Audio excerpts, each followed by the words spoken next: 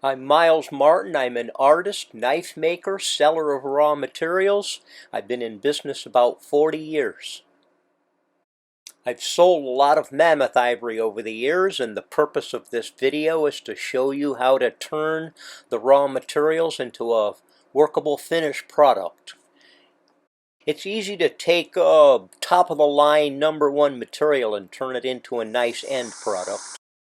And I'll show how to do that briefly, but what I want to focus on is how to take scraps and second-rate material that a lot of people would throw away and turn that into a workable finished product.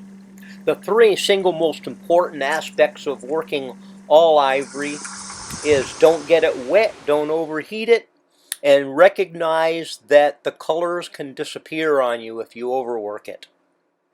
Pay most attention to the far right piece and the far left piece. I'll talk about them later.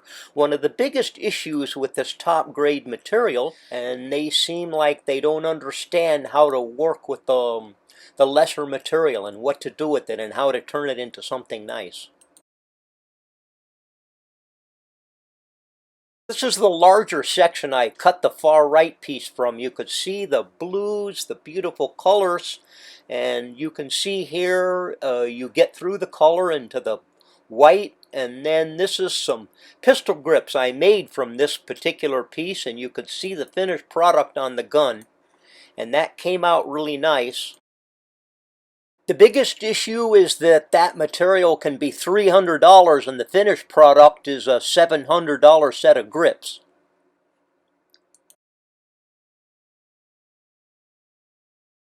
So what I want to do is show how you can come up with a very similar product in the $50 range instead of $300 range, and selecting the ivory from all this scrap is where you begin. It's all about picking the right material.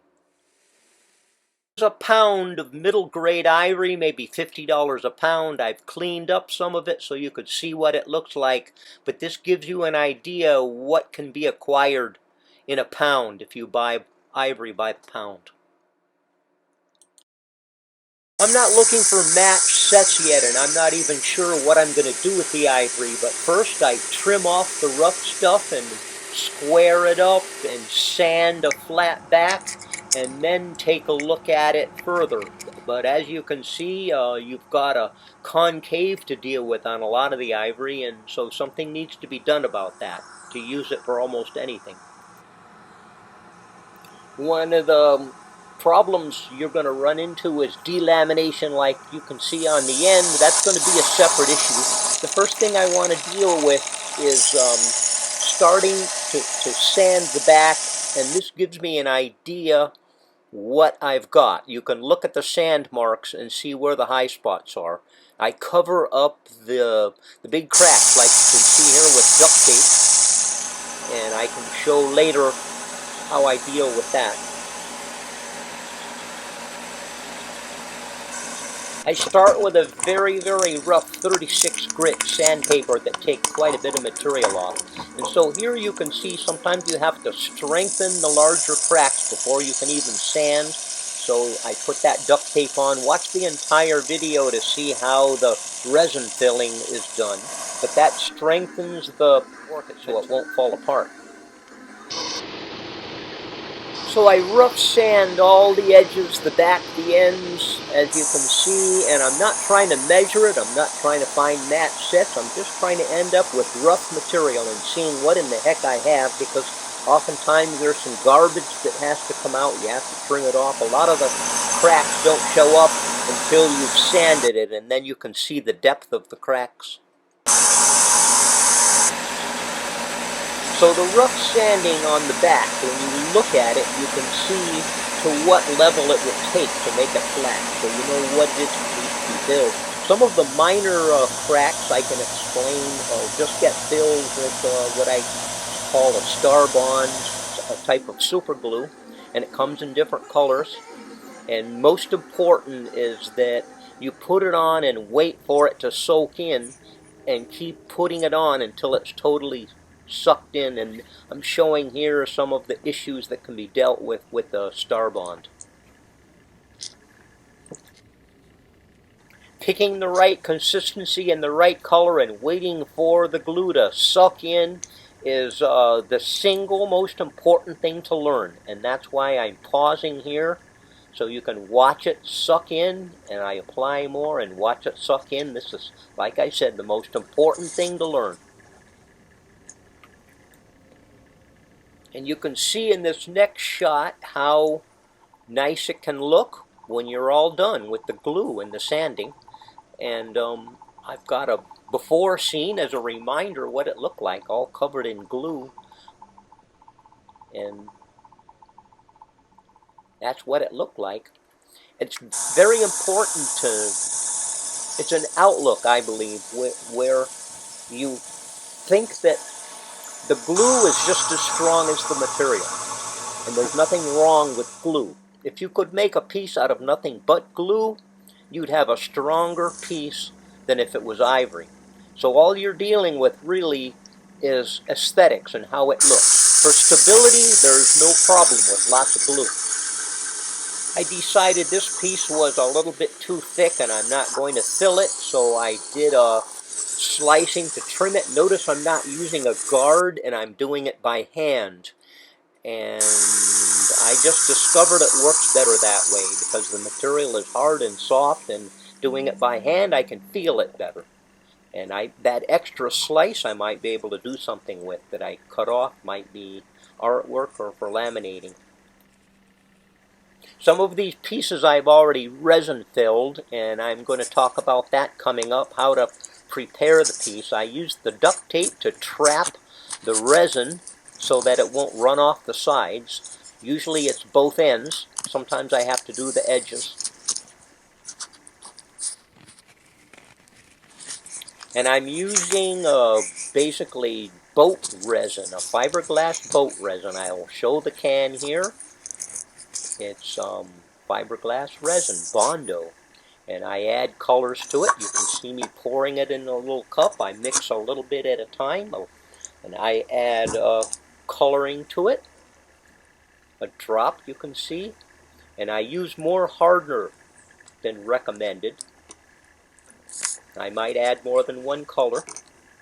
I stir it up to see what the color is going to be. Now I add the hardener. Notice that I'm adding more than what's recommended. I think that the coloration slows up the setting of the resin, so that's why I add extra. Sometimes I add ivory dust or wood dust to make it thicker, and this you can do this or not do this, but a little bit thicker is helpful so it doesn't run over and you can control it a little better, as you can see.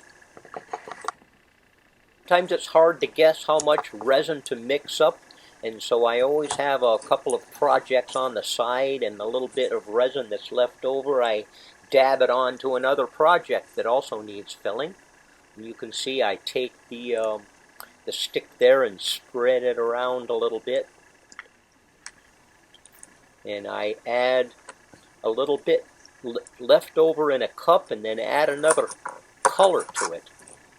And you can see I'm pouring in some on another project, and I get 5 or 6 of these pieces all set up that I do at once. I'm doing the big crack there.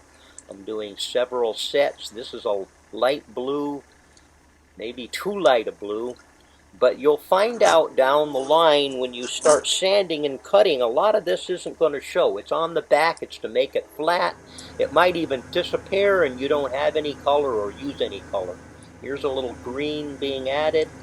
And like I said, when you're all done, a lot of that resin is going to be sanded away. So I only worry a little bit about the color. It's not a 100% issue.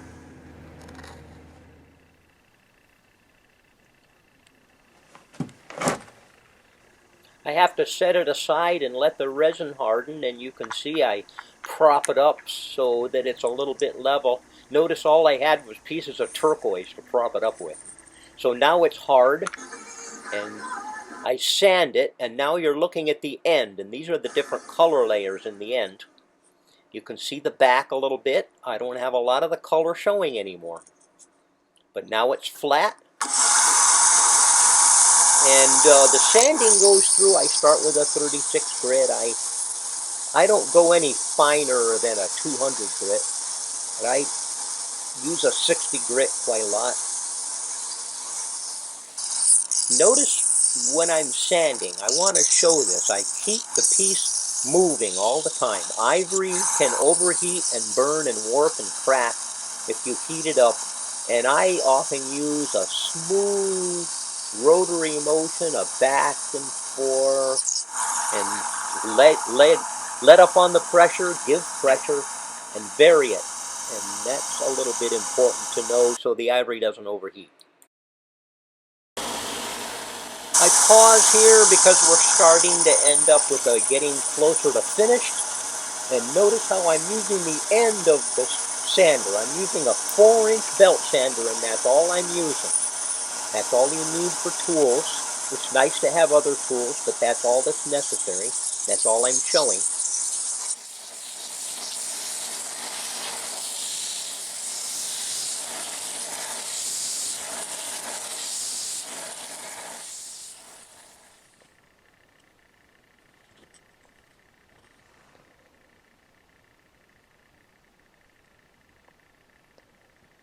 So we're getting to an almost finished product, but as you sand it, little tiny blemishes and cracks and pits could possibly show up, and you can just use the super glue star bond to fill that. Sometimes put a little sawdust in the hole, but you can keep redoing that and resanding for as long as you want.